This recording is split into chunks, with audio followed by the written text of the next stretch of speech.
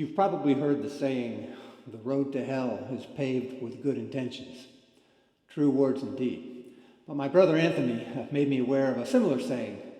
The streets of hell are paved with the skulls of bishops.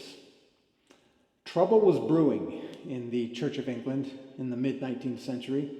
Interestingly, it wasn't brewing in England. It was happening in South Africa, a British colony at the time, where John Colenso, the Bishop of Natal, was advocating some controversial positions on the foundation and nature of Scripture and the nature of God himself. But many of his fellow clergy were having none of it. One of those clergy was a man named Samuel Stone. In 1866, 3 years after being ordained an Anglican priest, and in direct response to Colenso's teaching, which many considered nothing short of heresy, Stone wrote 12 hymns based on the 12 articles of the Apostles' Creed. This hymn is based specifically on article number 9, and the scriptural text in 1 Corinthians chapter 3, verse 11, "For other foundation can no man lay that is laid, which is Jesus Christ." Stone's hymn was written specifically as a response to a threat to truth from within the church. And that hasn't changed much. I had a local pastor, not an Anglican pastor, tell me a few years ago that I should be careful how I respond to Scripture because it was written a long, long time ago, and after all, God does change his mind. Fortunately, I had a strong enough foundation to know better. I also saw a sign at another local church that read, "God still speaks." And as my other brother Chris is fond of adding when he sees this, and he tells us exactly what we want to hear. 2 years after Samuel Stone penned the words to his hymn, they were put to the tune called Aurelia, which means golden, written by Samuel Wesley for an entirely different purpose, but adopted for Stone's hymn in 1868. My research indicated that Stone originally wrote 3 stanzas for his hymn, 2 of which are included in the 4 published stanzas today. But his 3rd stanza is not.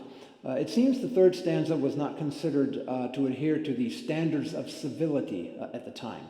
Of course, it's quite tame indeed compared with the standards or lack thereof of civility today.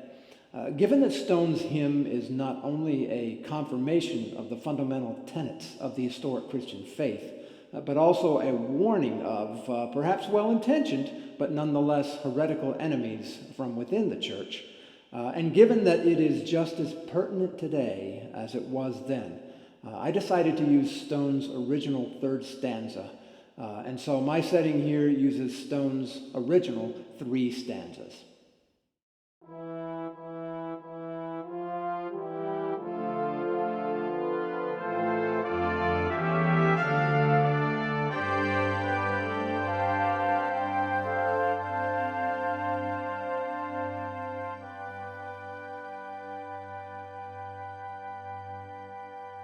Church has one foundation,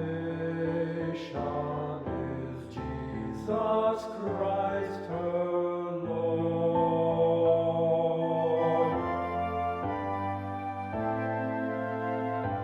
She is his new creation by water and the word.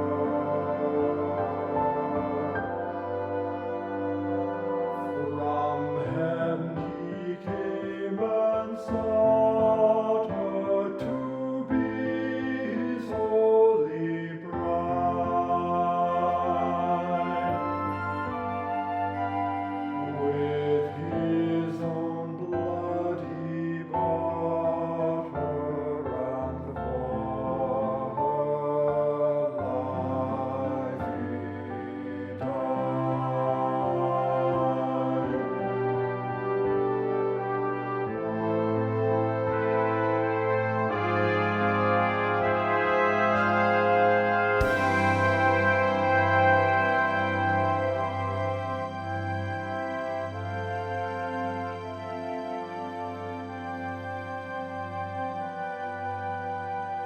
Though with a scornful wonder we see her sorrow pressed,